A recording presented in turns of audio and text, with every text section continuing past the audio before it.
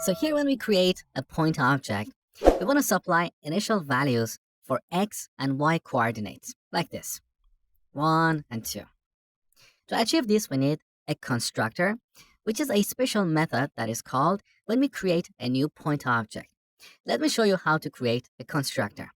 So, in our point class, we define a new function. The name of this function should be double underline, init, double underline.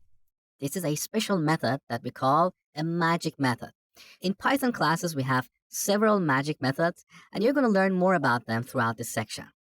So this magic method is called a constructor, and it's executed when we create a new point object.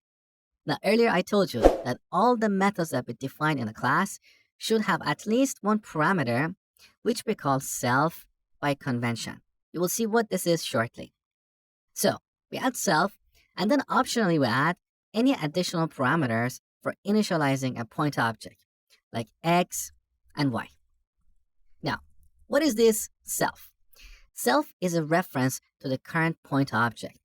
For example, here on line 9, when we call the point class, Python will internally create a point object in memory and set self to reference that point object. Now, this point object has a bunch of methods that we have seen before. For example, when we use the dot operator, you can see all the methods in this point object. But an object can also have attributes, which are basically variables that include data about that object. For example, we can have attributes like x and y that we can easily print on the terminal.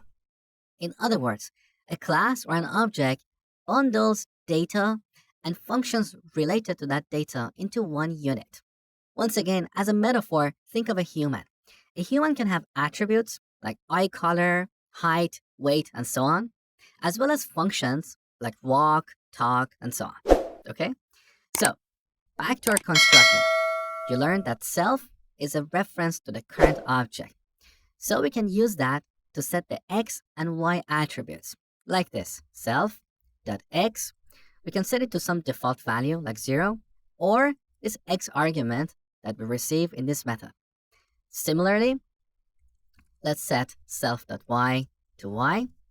Now with this code, when we use the dot operator, look, we have the draw method as well as the two new attributes x and y. So we can simply print point.x on terminal. Let's take a look. Run this code. As you can see, x is 1. Now, back to our draw method. Here again, we have this self parameter. So using this, we have a reference to the current point object. And with that, we can read the x and y values and print them on the terminal. So here, I'm going to change this implementation and pass a formatted string like this. Point, parenthesis.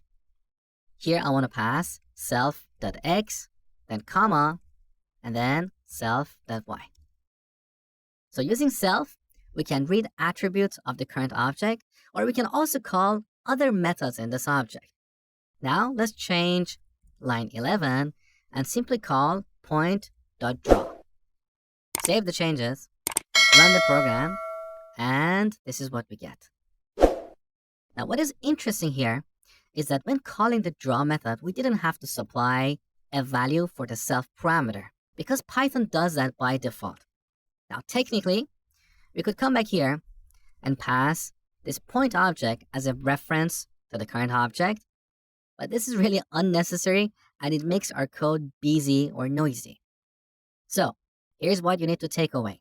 The methods that we define in a class should have at least one parameter, which by convention is called self. And this references the current point object that we're working with. When calling methods of an object, we never have to supply a value for this parameter. Python interpreter does that for us.